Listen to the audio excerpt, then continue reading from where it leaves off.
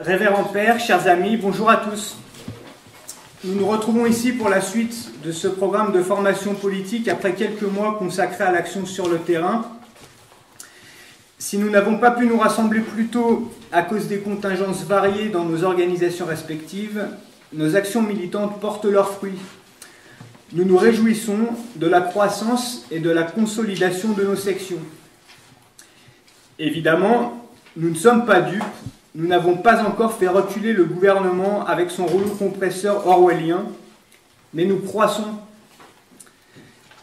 D'une part, nos sections sont de plus en plus nombreuses et notre présence de plus en plus remarquée dans les cortèges, dans les médias, principalement la presse locale, également chez nos adversaires les plus virulents. D'autre part, notre analyse de la situation, déjà partagée par un certain nombre, gagne les mentalités parmi ceux qui résistent encore, et bientôt chez les soumis, puisque eux aussi finiront, nous l'espérons, par voir que nous avions raison depuis le début, à savoir que le régime ne permettra jamais, malgré leur soumission, le retour au monde libre auquel ils aspirent en tendant le bras à la perfide injection. Le mouvement de résistance à cette oppression prend davantage conscience des projets mondialistes, malthusiens, totalitaires et transhumanistes des classes dirigeantes cosmopolites. N'en déplaise à Florian Philippot, ce qui se déroule actuellement sous nos yeux est l'aboutissement des dynamiques révolutionnaires initiées depuis plus de 2 siècles dans les loges. C'est l'évolution naturelle du régime de domination des banques qu'ils appellent république. Ça n'est pas simplement une dérive qu'on pourrait éviter en changeant quelques Macron et Castex par d'autres Macron ou Castex.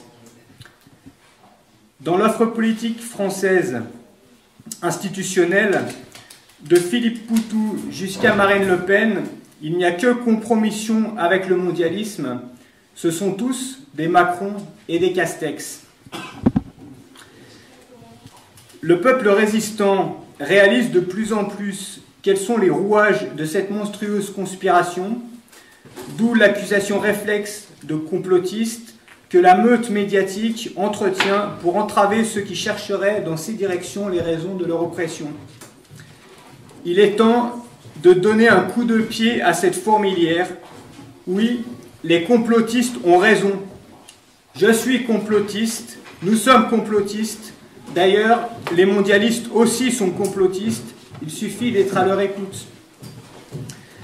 Notre force, c'est que nous n'avons pas attendu l'arnaque sanitaire pour dénoncer cette tyrannie esclavagiste. Les différentes gesticulations sous prétexte sanitaire donnent raison à nos analyses qui n'ont pas varié d'un iota.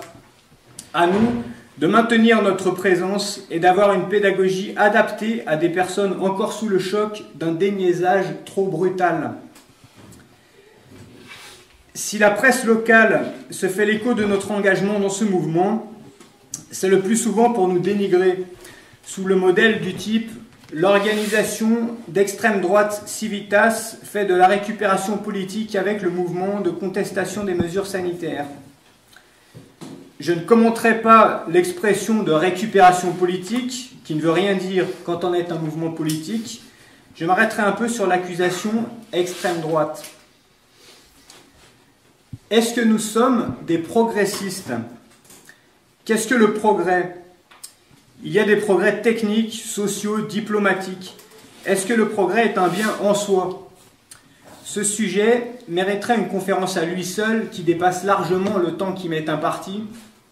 En attendant, le progrès, un changement, bien souvent un accroissement de quelque chose, ni un bien ni un mal, on dit aussi d'un cancer qu'il progresse.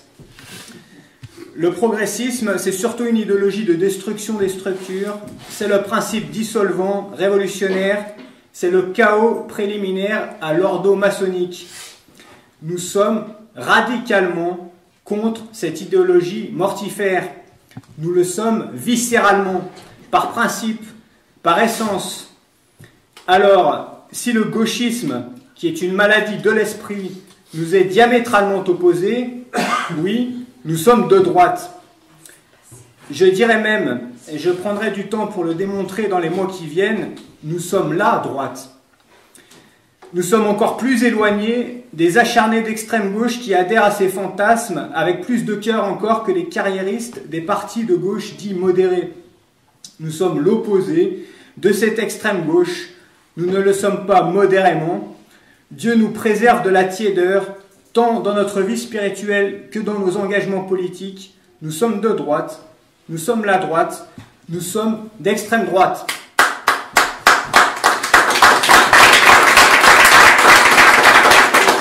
Assumons-le, s'en défendre est parfaitement inutile et ce serait surtout malhonnête intellectuellement. Ils ont raison. Ils se servent bien sûr de l'expression pour diaboliser. Ils cesseront de l'utiliser dès que l'on s'en réjouira ouvertement. Dans tous les cas, il est plutôt souhaitable de se faire diaboliser. Je ne sais plus qui écrivait un jour qu'on avait perdu sa journée si le lendemain on n'était pas dénigré dans la presse. La diabolisation a construit Jean-Marie Le Pen et la dédiabolisation a ruiné sa fille. Le système se sert encore d'une très médiatique diabolisation pour faire monter Éric Zemmour, qu'il nous vilipende. Vous n'êtes pas des pattes molles.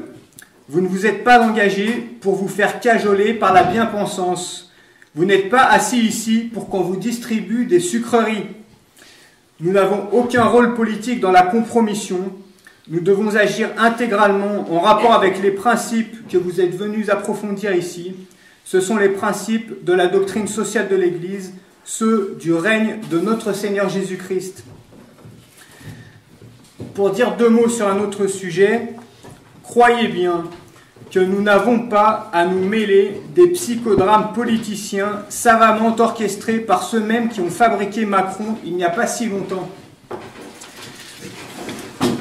Nous n'avons que faire de la victoire électorale d'un libéral assimilationniste à la mode dans nos milieux, simplement parce qu'il se permet d'être critique avec l'islam. Notre tâche est bien plus grande. Prenons la cause de notre Seigneur, c'est le seul combat qui relèvera la France. Nous ne luttons pas pour tel président des banquiers plutôt que tel autre président des banquiers. Nous luttons pour la fin du règne des banquiers, pour notre roi. Vive le Christ roi!